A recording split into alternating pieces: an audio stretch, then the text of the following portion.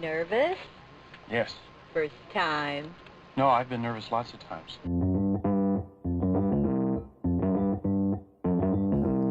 Live from the YouTube machine, it's the Stacking Benjamin Show.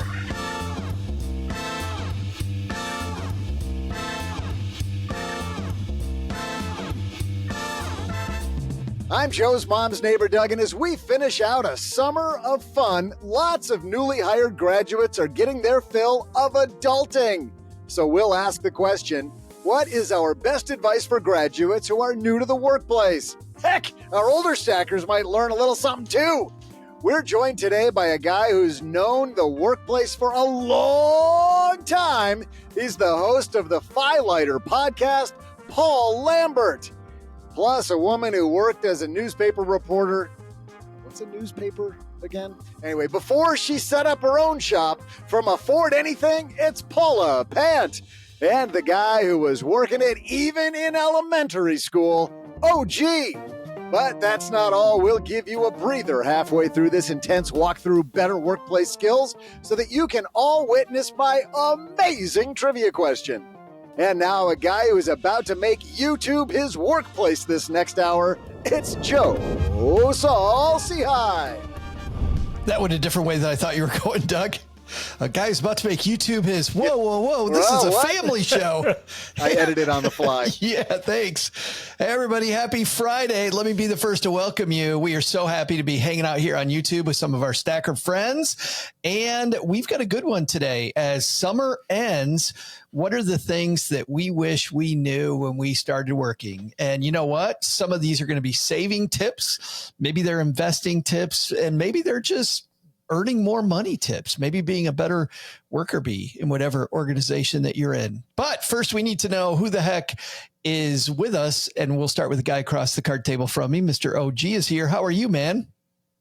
Oh, just living the dream one day at a time. It's fabulous. Just working for the weekend, right?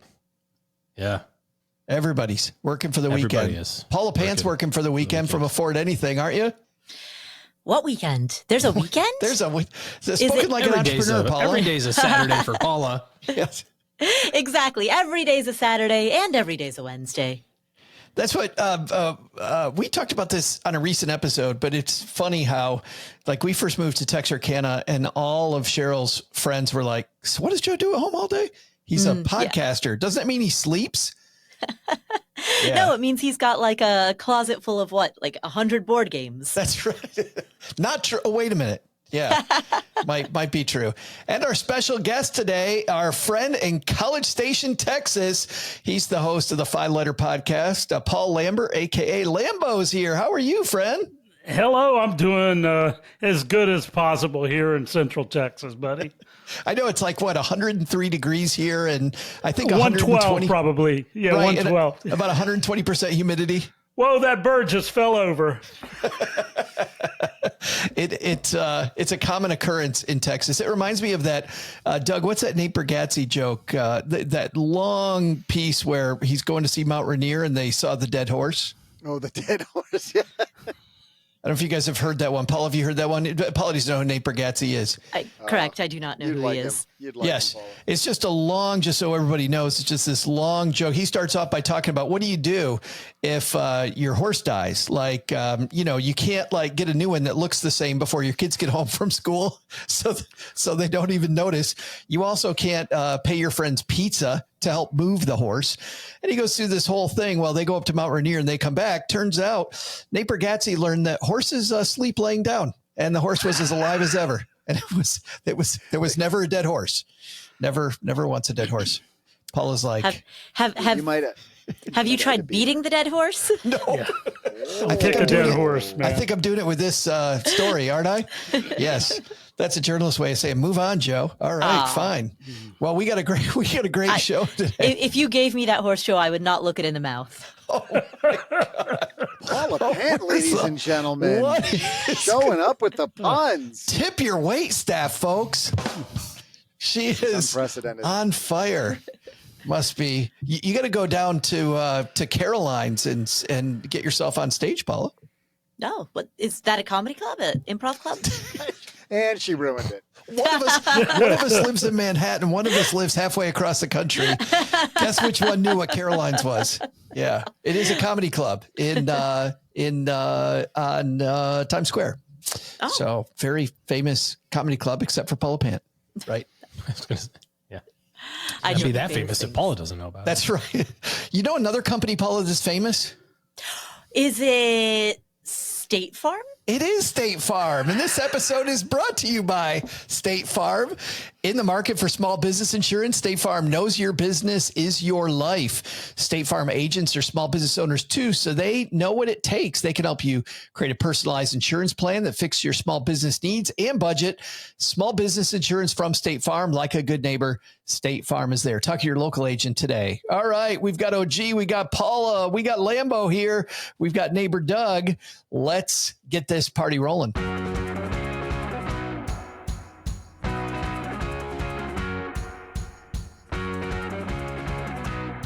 All right, again, the topic today, often when we have our Friday shows, we have some stuff from the internet, some writings that a blogger had.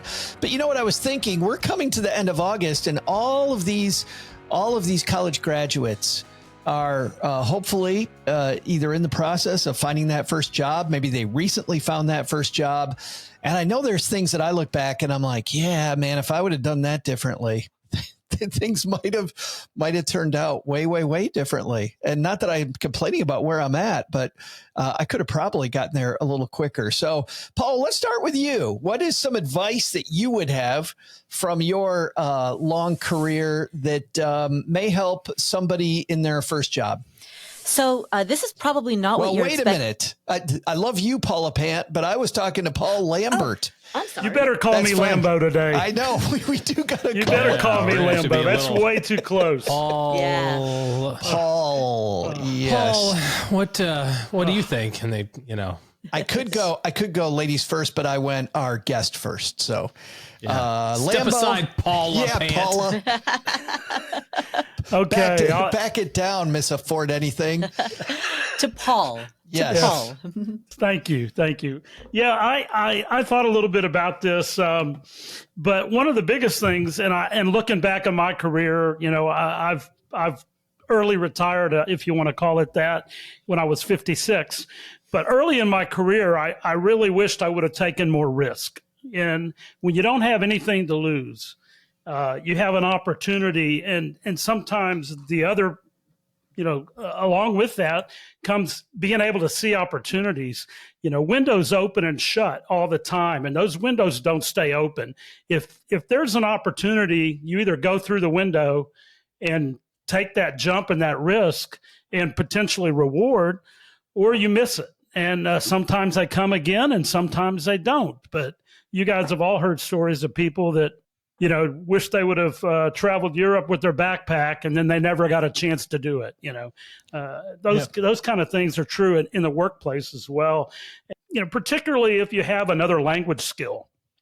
If you're working in a global corporate organization, chances are there's standard systems, standard reporting. If you speak a language and you have operations in that same country or a country that speaks the same language, take that opportunity to go work in a foreign destination and build up your skill set.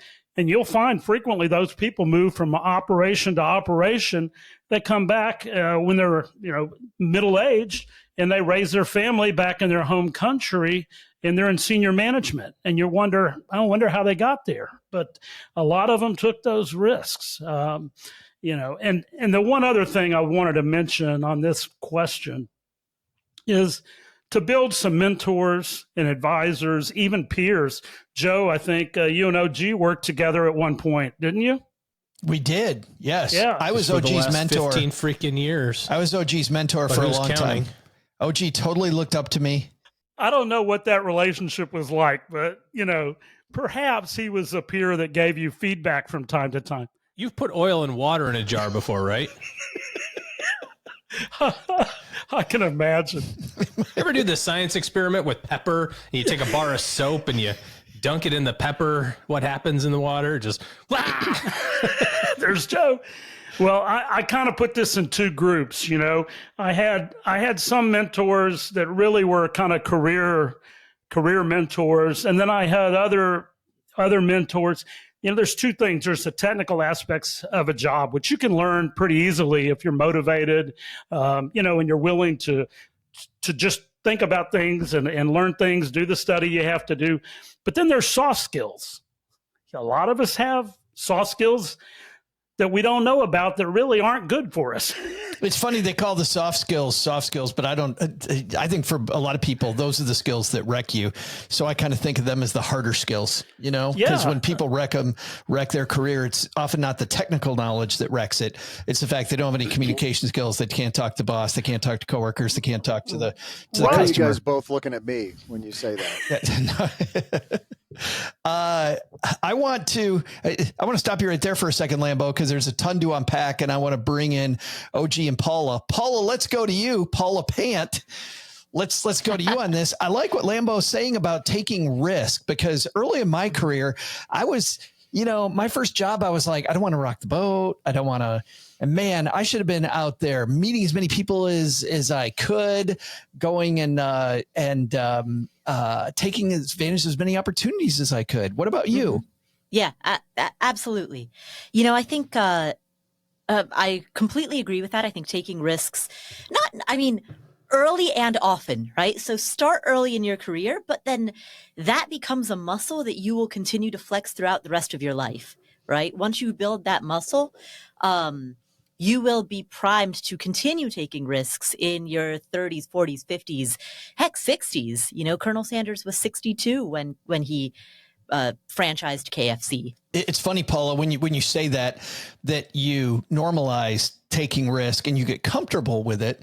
I had a guy that I worked with in college. I worked for the Michigan State Development Fund, raising money for the university. So we were those annoying people who would call alumni and ask them to give money. And we had a guy named Mark Brower. Mark was the best student of all of us. And on our screen, it would tell you how much money to ask the alumni for. And it would say $100, $250, $500, or $1,000 at the time was this monster pledge, right? That it was a lot of cash. Mark Brower, Paula, would ask everybody for $1,000. He would ask every single person for $1,000. And it wasn't that he thought that he could get it from every alumni, because certainly that's still a lot of money today to get somebody to donate. But when a true $1,000 donor came along, he wasn't nervous. He wasn't worried about it. He was so conditioned to taking that risk, and it didn't feel like a big number because he did that with everybody. And he's like, then you know what? I trusted that I could back down from everybody. And it's funny because you can always back stuff down, but you can't go up further. You set your own ceiling, Paula. Right. So he basically anchored high. He anchored at the aspiration point. It was amazing. I love that. That makes a ton of sense. So to add to that, this is, I think, a related concept, but it's a cousin concept. The advice that I would give is not to overly focus on saving money.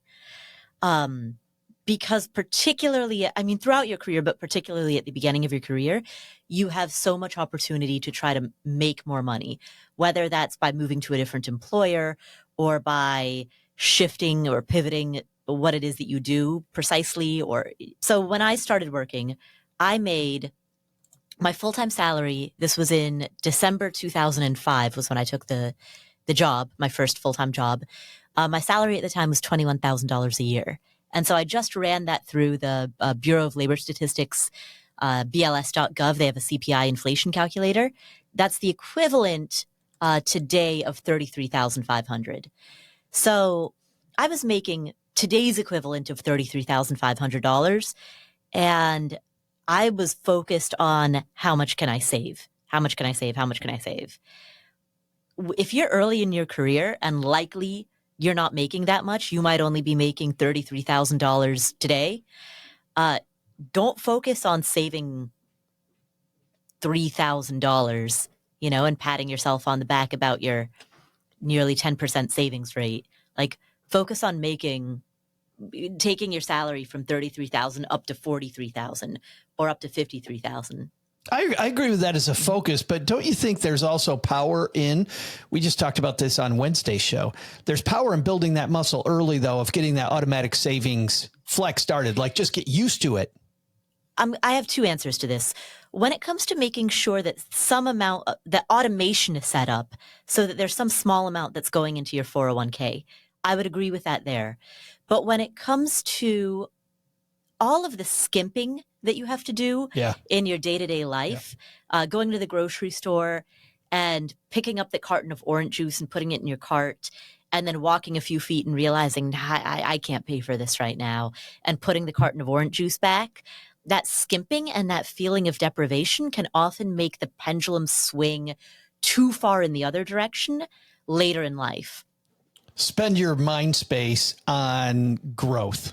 Yeah, exactly. Yeah. Oh, gee, this idea that Lambo brought up about mentorship, also a big one. I wish I would have realized how comfortable people would have been mentoring me at an early age. How about you? That's interesting. I was thinking about that in the context of the exact opposite of having, not necessarily not having a mentor, but recognizing the correct one and the incorrect one. I think that in my earlier career, I had one that was great for that period of time. And then later on in my career, kind of circled back to that same relationship, and it was not what I needed. Oh, that's interesting. And I also recognized, partnerships and things like that I had earlier in my career. Thankfully, kind of figured out pretty quickly that was kind of a different path than wasn't, than what I thought I wanted to do. It was just kind of, oh, you're going that direction, and it's not for me. I'm going to go this direction instead. And that, that can cause a lot of ripples in the universe also. I think when it comes to people around you, you want to have people that are pulling you with them and people that you're pulling with you. And when we get older, and my wife and I talk about this a little bit, because we have like two different groups of friends. We were at the opening kind of school party, hey, back to school, everybody's back to school. We were talking with a family, and they're like, wow, can you believe the boys are, seniors, they're going to be going to college. This is so crazy. I can't believe we're going to be empty nesters. And then the woman kind of stops. She goes, well, I mean, we're going to be empty nesters. You guys have some time yet? How William's sophomore? We're like, well, yeah, Caroline. They're like, oh, yeah. Okay, well, good luck with that. It was like this weird, it was like, you're not in the club. We were part of the club for a minute, and then it was like, oh yeah, you're not in the club, right? But they're we're the young parents in that group. And then the other group with Caroline, our daughter, who's in third grade, we're like the old parents. Like, how do you guys manage 3 kids? Oh my God. You're like, man, that one drives that one to wherever they got to go, and this one we feed, and it's like, it's just a weird thing. And I think it's important to, as you're going through whether it's work career or personal life, it's always good to have somebody that's kind of just ahead of you, that's maybe accomplished the things that you kind of envision accomplishing, or at least can prove to be a good director, or, hey, I've been down this path once or twice. This is what worked for me or not. And then also, I think it's our responsibility to find people that are behind us that want to go the direction we're going, and go, let me show you the way. Let me tell you what I did that's based on what he or she did. Just kind of always make sure you have people behind you and people in front of you. If you don't, you end up with like a bunch of, 65-year-old friends at one time. You know what I mean? Like all of a sudden, like all your friends are 65, and you're like, wait, I need to have some 45-year-old friends too, because I want to do the things that they're doing. I mean, that's basically my role in this whole thing with all you old guys, is like, I'm the young guy that you guys are all, aspirationally looking back toward, going, oh my gosh, remember when we had the looks and the hair and the prowess of OG, of that, the full sense of young confidence right there. Yeah. Right. The overconfidence. Yeah. If I could have the misplaced confidence of an OG again, like I used to. That was great. Remember that 10 years ago? Those were back the when days. you were mentoring. Yeah. That is important. And I've stepped in that before, where when I was young, I thought that I looked up to the older people that I worked with so much. that I didn't really become friends with them. And I had this invisible wall, and it wasn't their wall. OG, it was my wall. It was because I don't know, it was the inadequacy you feel between your ears. And I totally needed to get closer to, I think it's really funny when we, again, Liz and I were talking about this with kind of the relationship of where we are and in our careers and life and that sort of thing. And just kind of the interesting shift of time. Like we're older now than her parents were when we first met. Yeah. It's like, wait, hold on. I knew her parents when I was when they were 5 years younger than I am today.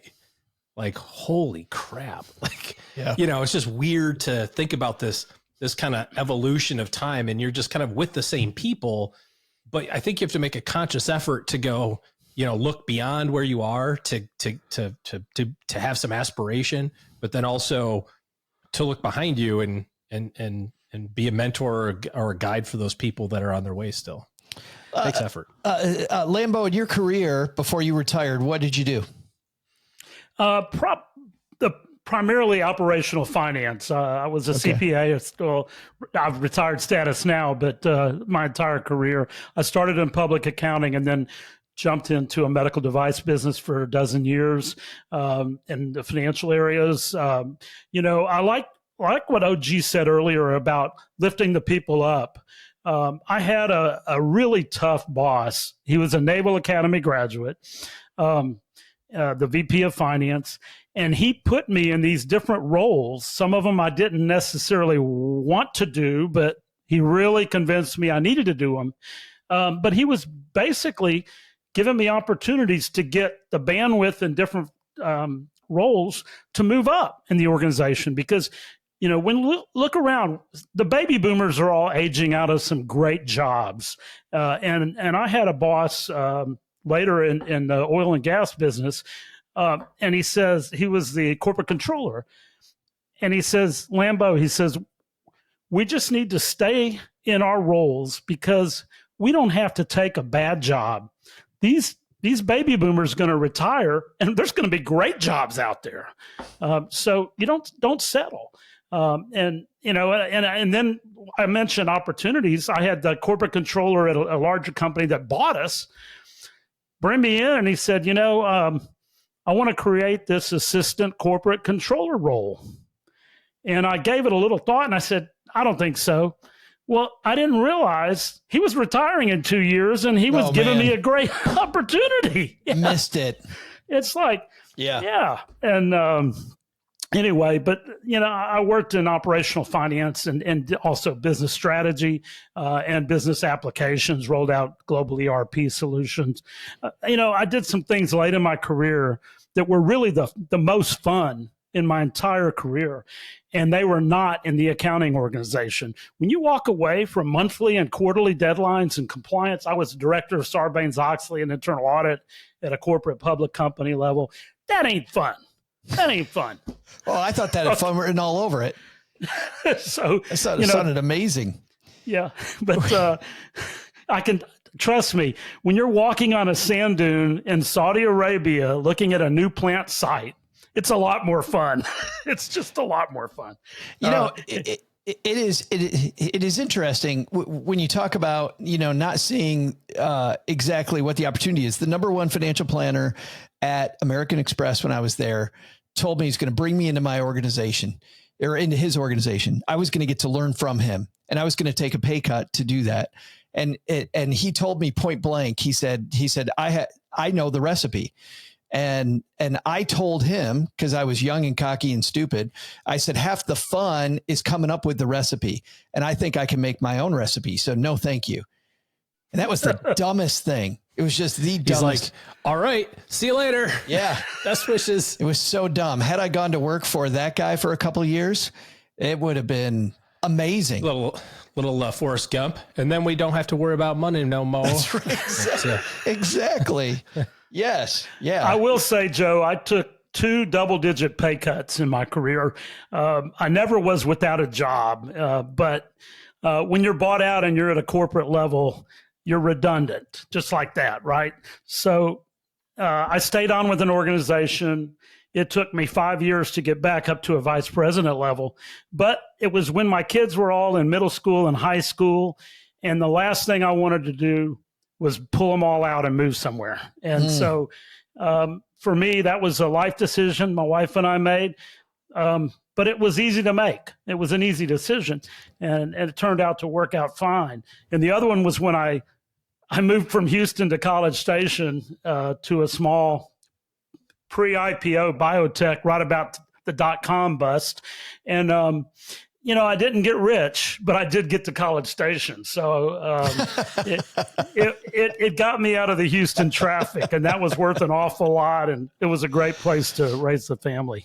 Well, and that is interesting. You've got this thing when you're a parent, you talk about taking risks. What if the risk isn't just you? What if it's the family where you take that risk? And we did that but when my kids were between 8th grade and high school. It ended up working out great. It's like just another life lesson. I want to dive into more in the second half of this because hopefully if we've got new graduates out there, this is a wealth of knowledge.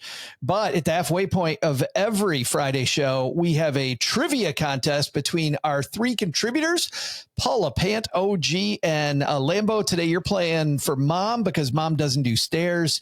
She has no interest in answering trivia questions. So you get to play for Mom today, which means, Lambo, you've got some good news and some bad news. And what's the good news? The good news is you're not last place. You are tied for last. You are tied for last with the Paula Pant, who a couple of weeks ago won 2 in a row, which I don't think has happened in the history of trivia. OG, though, took back the ring last week.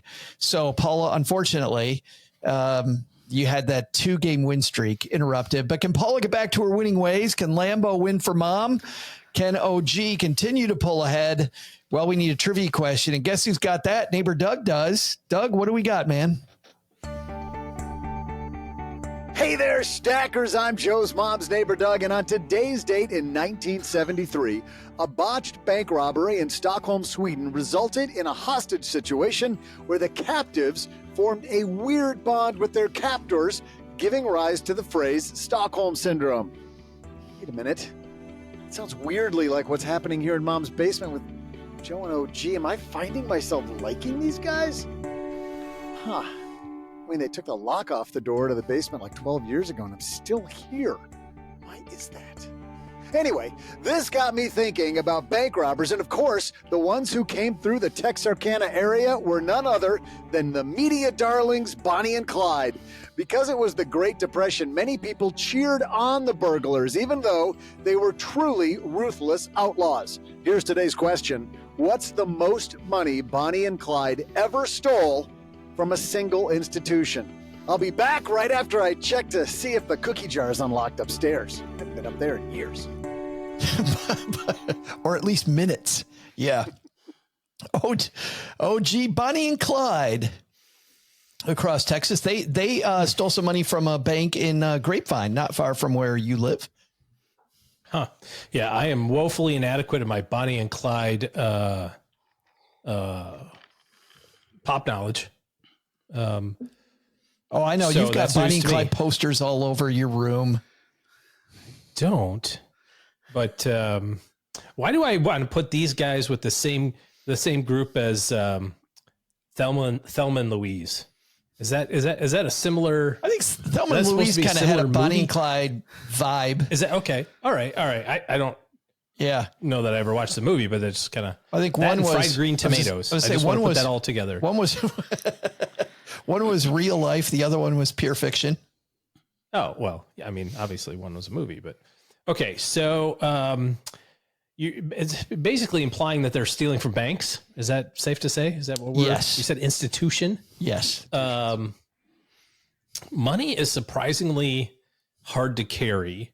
It's like when they show in the movies and they're like, we just stole $85 million from the bank, the vault at the. No, you didn't. Like that would take like 5 dump trucks and 75 hours of manpower to like move that. So I remember seeing a pallet of money when I worked at a bank, like a pallet of hundreds, and it was like 200,000 maybe or something. It was so much money, but so little money in the grand scheme of things. And thinking like, nobody could take that. Like that would take 100 people to carry that out of here. So I'm going to say it's a lot lower than what we might think here. Plus it's depression, not carrying a lot of that's, inflation. Paula's got to get her reverse BLS calculator out. Right now I got the BS calculator going. I knew that was coming. Good job. Yeah, you took the joke that everybody knew was there. You're welcome. 1 point. I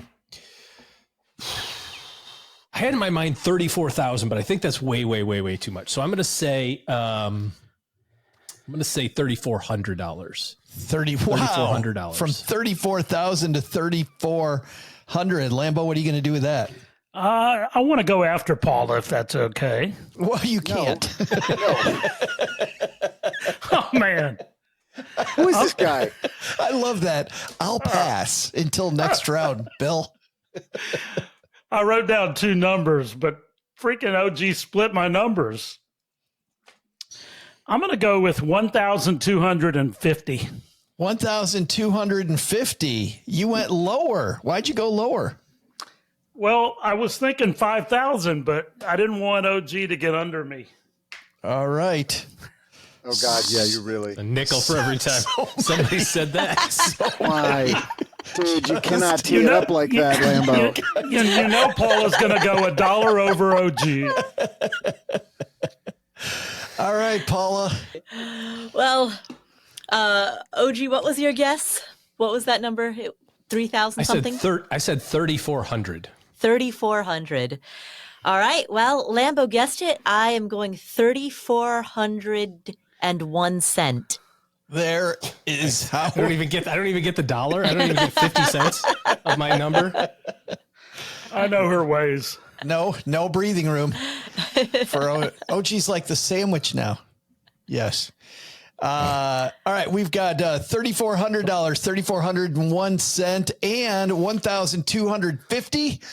Let's see who's right. How far away are they? Bonnie and Clyde trivia. We'll be right back with the answer. All right. OG, you kicked it off with $3,500. What do you think? You got sandwiched. I said 3,400. 3,400. But You did. But I do like the OG sandwich. So Double stuff, baby. hashtag goals. Lambo, you went to 1,250. You're like the outlier because Paula's right there where OG is. You feeling confident? I got Mom, man. I got Mom. She's ready to win.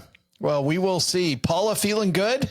I mean, I've captured the upside, so there's a lot of space. And There's it lot is of a space bank. there. These are banks. What's the most money? Heck, they're banks. Right. Yeah, exactly. But then again, Paula, we've said how many times, what could go wrong when I Paula know, chooses right? trivia? Who knows? Yeah. Well, Watch, they'll have taken half a cent. let's see if Paula gets back to her winning ways. Doug, what do we got? Hey there, stackers. I'm Stacking Benjamin's bringer of fun and voluntary hostage here in the basement, Joe's mom's neighbor, Doug. Thank God OG took the ball out of my mouth so I could read you the answer. Today's question was, how much money did Bonnie and Clyde steal at most from a single institution? Well, Paula was over by $1,900.01. OG was over by a clean even $1,900. Lambo/Mom was under by $250 because the correct answer is an astonishingly low $1,500, making our guest today's winner. Yeah, baby. Lambo bringing it home for Mom. Congratulations, man. Thank you. It's great. It is fabulous. Given you and Paula got to give OG a run for his money into the fall, and now it's 12-9-8. But Paula, you got to be feeling more comfortable now. This is a good spot for you. Firmly last place as I typically rank. But you know what? we'll have you go first in the second half of the show, which, Paula, is brought to you by depositaccounts.com. Huh? Ooh. Like that segue?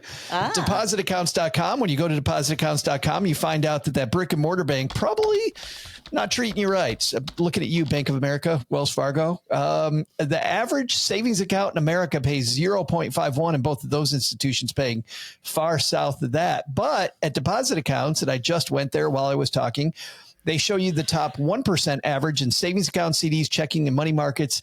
Savings accounts this week, slightly higher than when we talked about it last week, 4.93%, still flirting with 5%. But that's hundreds of banks in that top 1%, 4.93. You click that button, it'll tell you what those banks are. Compare more than 275,000 deposit rates from over 11,000 banks and credit unions. Do it for free at depositaccounts.com. Get that high yield savings account that you need to keep up with inflation. All right, or keep close to inflation anyway. Paula, let's go to you. Advice you wish you had right out of college, starting your first job. You know, I would have liked to have had someone, I would have liked to have had some more instruction on the subtleties and nuances of office speak and office culture. Because there's a certain politics involved, and there's a certain, there's certain, I don't even know how to say it. There are certain subtleties that take place in the workplace that you don't really encounter anywhere else. Like we had to teach Doug, wear pants. Yeah. Subtlety. It's not written down anywhere. It's not in the guidebook. It's just assumed that you'd come to work fully dressed. Well, this was a casual work environment. Well, I mean, technically his camera right now is only showing him from the waist up. So who knows? Who knows? Thank God, by the way. That is difficult. What's interesting, Paula, is that it's a subtle line, though, right? Like from where I always sat when I got better at it. And to your point, I didn't know any of that. I just thought, work hard, keep your head down. I need to actually learn to be better friends with my boss, because there is such a thing as your boss liking you or not liking you. And just working hard for the vast majority of bosses is not enough. You at least have to have a relationship with your boss. And I had this work hard and that was it. But on the other side, later in my career, when I knew, Paula, what was going on, those people that were spent all day sucking up to the boss and never freaking did anything, like their careers also went nowhere. Right. Yeah. You got to do both. Yeah. Yeah. You can't be there's all substance, no style. There's all style, no substance. Yeah. Yeah. You know, you need a blend of the two. Yeah. So I think what's interesting about that, though, Paula, too, is learning the rhythm of the office. I would encourage people then to go out with your coworkers, like after work, spend time socializing with your coworkers a little, just so you understand the people that you're working with. Yeah. Yeah, exactly. But there's a certain, you know, like, who do you CC on an email? There's a certain level of politics even to that. Like who gets CC'd and when and why and who, those were the subtleties of the workplace that as a newbie, I found it quite difficult to learn. Well, there were some other things too, which were, when do you put it in writing by writing an email? And when do you not put it in writing and just go talk to somebody? Because there were a couple times I wrote an email and then that ended up looking like a bigger deal than I wanted the thing to be. Right. Yeah. Same. Yeah. Same. Yeah. Doug? You know, Paul, I'm really glad you're bringing up this this whole topic about the subtleties of workplace politics. That's something it takes. Some people never get it. Some people, it takes 10 or 12 years. But if you can start, and they're different at every work environment, right? It's set by the culture in your company and by individual leaders. I remember key learning I had was that the decisions almost never get made in the meeting room, in the conference room. The decisions happen in the hallway by key individuals, and you go to the meeting room to sort of publicize and get everybody to nod their heads about the decision that already got made. It doesn't get phrased that way when you're in the room. When you're in the room, it sounds like, oh yeah, we're here to talk about this thing and see, but if there's 3 or 4 people who have already helped make that decision, they're going to steer that conversation to support the decision they already made. And so the more you know that, you got to figure out, how do I get in on those hallway discussions and hallway decision making before, because if you just walk into the room cold, you are never going to be in that inner circle. Yeah. And I think it gets even harder now when there are like hybrid work environments, and there's some people who are working fully remote, and there's some people who are partially remote, but partially in person. It's like, wow, what a mess. Again, the biggest mistake that I see, Doug, and I'm glad you brought that up, is people that isolate themselves when they're brand new. They show up at work, they go home, and they're like, well, this is just my job. And you know, you're brand new at the company. You know nobody. You show up, you do your job, you go home. Biggest mistake you could make was all that. I mean, just purely based on what you just said about the hallway. OG, help out our newest workers. You know, I looked at this all from a money perspective. I don't know if that was the assignment or not. Well, it's weird the CFP would do it that way. That's strange. Yeah, my bad. And I think of a couple of them, and I think this is just from personal experience. You know, when you have the opportunity to transition from, whether it's a role that pays $30,000 a year to one that pays 60, or you're going from 0 to 30 or 0 to 80 or whatever, like wherever that initial kind of big change happens, if you can just do 1 year of flatlining where you were before you adjust your living expenses. So you think about like the slope of what's going to happen throughout your life, right? So you're going to, get a job, you're going to make money, and then you're going to make a little bit more money and have a little bit higher expenses, make money, have a little bit higher expenses. You know, you get that proverbial lifestyle creep. If you can just wait 1 year before you start the lifestyle creep, so that you get that little gap between where I'm going to increase it to and where my income is, you know, the way that slope works over 30 years is you end up way, way, way behind the spend of what your income is. If day one, you go from making nothing in college to your $50,000 a year job, and you figure out a way to spend exactly $50,000, you're going to live like that for a long, long, long, long time, because 50 and 60 and 70 and 80, it's just not what it used to be. And, you know, while that's definitely a lot of money, it's not like life altering set for life money, right? So not until you are in the high hundreds, 200, 300, where you get to like I think, where it's like, oh, look at all the potential breathing room. But the problem is, so we all know people who are like been doing that their whole life. They were right up their lips above water at 50,000, and now they make 150 and their lips are still just above the water. And you're like, how is that possible? You make $100,000 more than you did day one. Well, it's because you never gave yourself the buffer. So whenever you have the big increase, where there's nothing to college, or your first job, you're changing companies, and you have a big salary increase or big bonus, just keep everything the same, and then feel free to like make small adjustments to your lifestyle from that point forward, because it kind of dovetails into my second one. You're trying to avoid the big mistake. You know, if you can get through your 20s without material amounts of consumer debt, whether it's cars or student loans or credit cards, you are so far ahead. Paula said this at the beginning, not to worry so much about saving money. And I think a lot of times we see the Instagram, or we see the Reddits or the Facebooks or podcasts of everything being done, right? Oh, I max out this, I max out this, I max out this, I max out this. And we think that the only option is I have to do it all or I do none. And that's not the truth. It's little bits along the way add up over time. But when you're 25 and you're making $65,000 a year in your second job out of college, you just don't have the money to max out your 401k and HSA, his and her Roth IRAs, and put $400 a month in your kid's 529 plan and have 6 months of cash reserve. Like, you just can't do it. There's not enough money. So be okay with the fact that you just have to do a little bit. But what you're trying to do is get through the first decade of your life, of your adult life, without waking up when you're 35 going, okay, I finally make some money. Finally feel like I can save a little bit, but oh crap, I still have 80,000 of student loans, or I have 2 brand new cars with $1,000 a month payments, or I've got credit card debt from my 20s still, because that'll set you back from 35 to 45.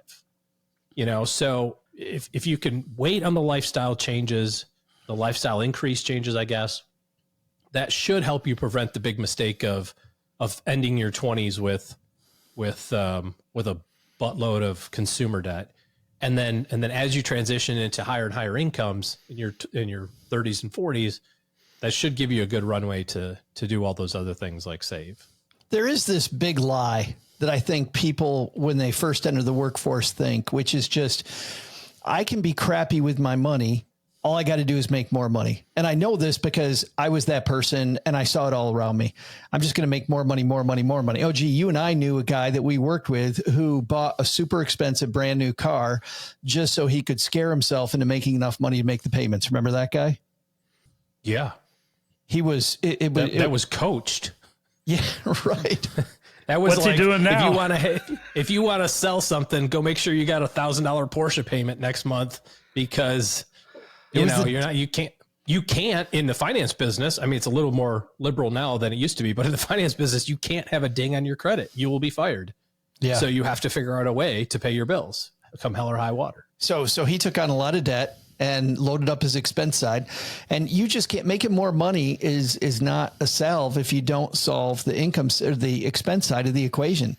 Like, that is the lie. If I could have made $250,000 and I would have spent 300,000. I made 300,000. I would have spent 340. You know what I mean? It didn't matter how much money I made. My habits were so crappy, I was going to always outpace it. But that said, OG, I love focusing on, once you've got that lockdown on your lifestyle, do what Paula said early on: increase your income. Think about how to increase my income. And I think it's a 1-2 punch. Were you good at that early in your career, Lambo? Yeah, growing the top line is incredibly easier than shrinking the expenses. And I'd say, I particularly moving around and getting experience, and then at some point changing companies, you have those step functions that OG was mentioning. And when your income steps up, double digits percentage-wise, you have grown the gap. And I talk about the gap a lot, but growing that gap gives you the fuel to invest in rental properties, as Paulo might do, or, pay down your mortgage. And when those things happen in my career, or when I got a bonus, and they weren't that big back, early in the career, but I'd take half that bonus and put it on my mortgage. And this is when rates were, double digits, sky and 9%. High, yeah, right. And I got our house payment down to $315. Our second child was born, and my wife wanted to consider staying home with the kids for a while they were young. And that would not be possible if we didn't have a gap and position ourselves so that it could be possible. And it was huge. But then, later I took a job up here. I took a pay cut, but it wasn't as significant, but your lifestyle was down here. I'm not saying ramen noodles and beans and rice, but sure. I like, OG's comment there about delayed gratification. It's okay to raise your lifestyle a little bit. You don't have to forego a summer vacation with your family. I mean, take that vacation, make those memories. But every year it may not need to be to Australia or something. You just need to keep it in some kind of reasonable equilibrium. But that and time, you also mentioned automate, Paula, earlier. There are 45-year-old guys in the office next to you that are 401k millionaires, okay?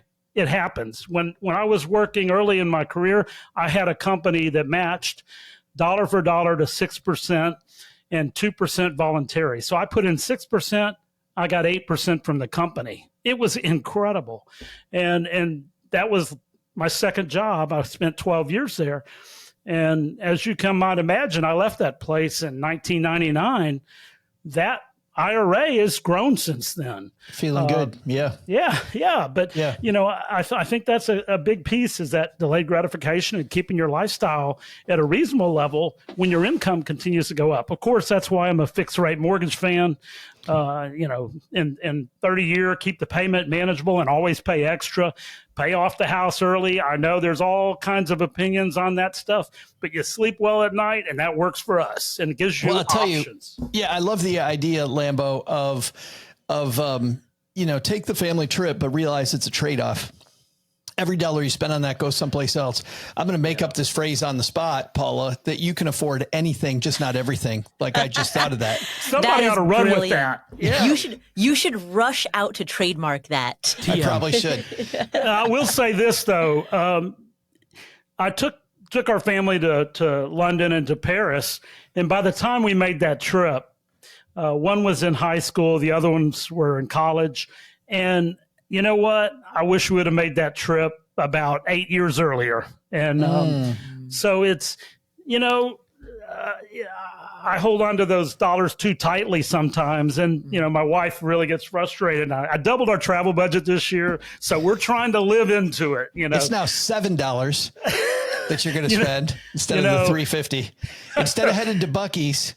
Well, fortunately, I started using that new retirement application, which I will say, they don't sponsor me in any way, but I do like it because it's another data point that says you need to spend your money. You need to live. Well, and that is, I think, the other side, Paula and OG, which is, take your career seriously, but also realize that Paula, that's the fuel of life. Yeah. Right. Life happens on the yellow brick road, not in Emerald City. Live on the road, baby. Holy cow. I think that's the mic drop moment. Let's end it right there. That's a great. And scene. That is the Lambo bringing it home. Let's, before we say goodbye, let's find out what all of you guys are doing this weekend. This is the last weekend before Labor Day. OG, so are you stretching out this weekend, getting ready for the big Labor Day cookout next weekend? I am not Labor Daying next weekend. I have a little after school activity this weekend on Saturday. I'll play a little golf today as soon as we hit end on this little fun excursion. Going out in the 195-degree heat with 99% humidity. It's okay. Well, it's not in Dallas. No, there's no humidity here. It's like Phoenix dry. There's no humidity here. There's not. You don't have any humidity. It must be today? where you are. No, there's never any humidity in Dallas. Yeah, no, it's dry as heck. Yeah. Doug, do you have humidity? Surrounded by 4 of the largest freshwater bodies of water in the world? Nah, not that much. Paula, do you have any humidity? I'm checking the weather app right now. Let's see. The air quality is 64. UV index is 2.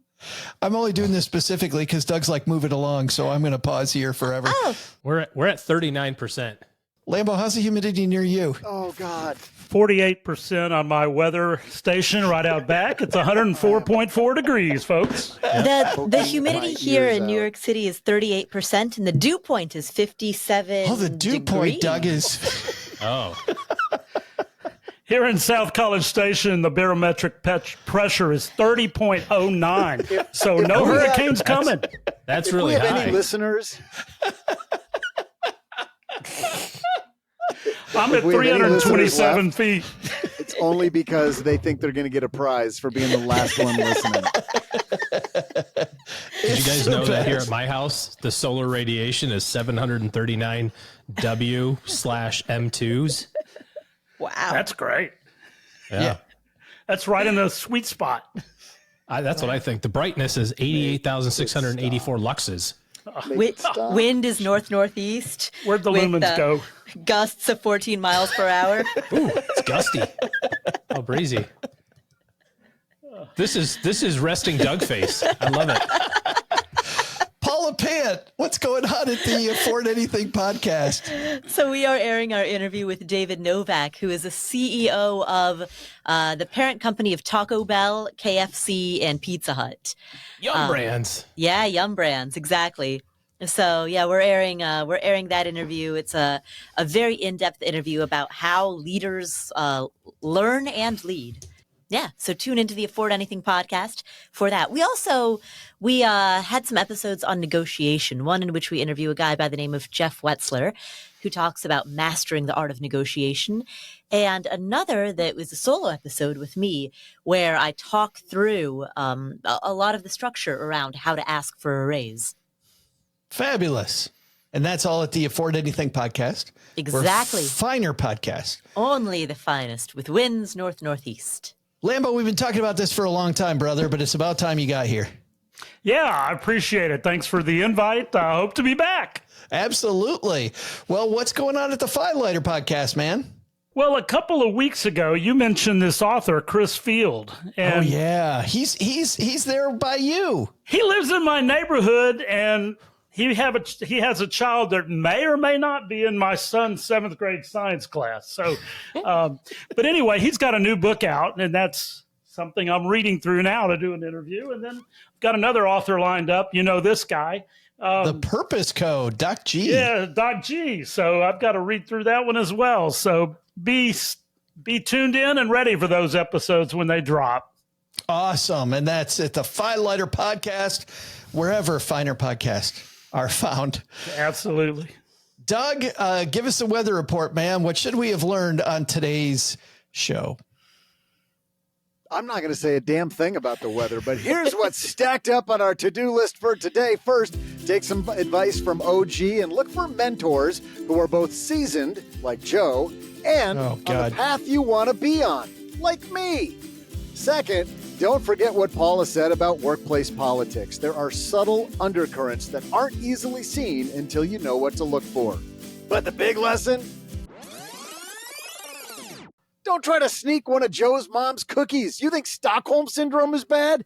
I think Texarkana Syndrome is way worse. It sort of sneaks up on you. Somebody get me out of here. Thanks to Paul Lambert for joining us today. To find out more about all the great things Paul is up to, check out his podcast, The FILighter, or head over to his website, FILighter.com. You'll hear it wherever you're listening to us right now. We'll also include links in our show notes at stackingbenjamins.com. Thanks to Paula Pant for hanging out with us today. You'll find her fabulous podcast, Afford Anything, wherever you listen to finer podcasts. And finally, thanks also to OG for joining us. Looking for good financial planning help? Head to stackingbenjamins.com/OG for his calendar. This show is the property of SB Podcasts, LLC, copyright 2024, and is created by Joe Saul-Sehy. You'll find out about our awesome team at stackingbenjamins.com, along with the show notes and how you can find us on YouTube and all the usual social media spots. Come say hello. Oh yeah, and before I go, not only should you not take advice from these nerds, don't take advice from people you don't know. This show is for entertainment purposes only. Before making any financial decisions, speak with a real financial advisor. I'm Joe's mom's neighbor, Doug, and we'll see you next time back here at the Stacking Benjamin Show.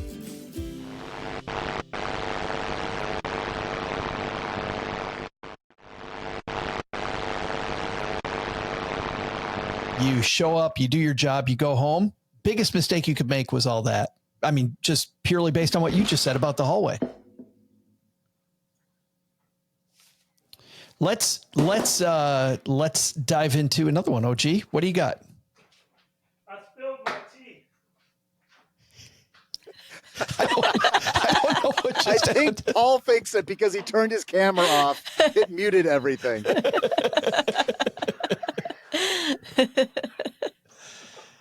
It looked like you were going to say something else there, Doug. I was just. Oh, Awesome. Lambo, your microphone's still on. I was going to say, now everybody just wants to be quiet and listen to what's going on. Hold on, we just have to mute.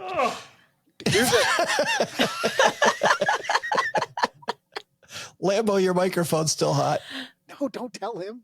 You were going to tell me when my mic was not hot. How do we just mute him?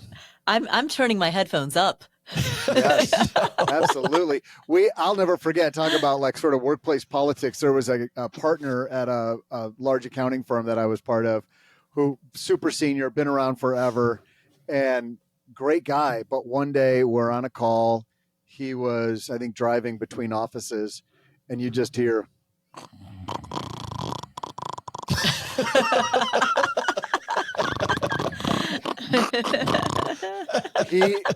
It was one of those days where it's sort of like late winter. It's cold outside, but the sun's shining into your car and it's all warm and cozy in there. And he just fell asleep in his car. It was, we all laughed. We couldn't get him to, mute. We didn't know how to mute him remotely. And we finally just had to talk around his snoring. Rocky Mark Troutman hanging out with us, live stream at his finest. Yeah. Stacy, way to go, Lambo. Hey, I never moved. It is. He still doesn't know. Yes. I'm sorry. I didn't mute my mic. No, he does know. I had one click in me. And I was moving fast. That's fabulous.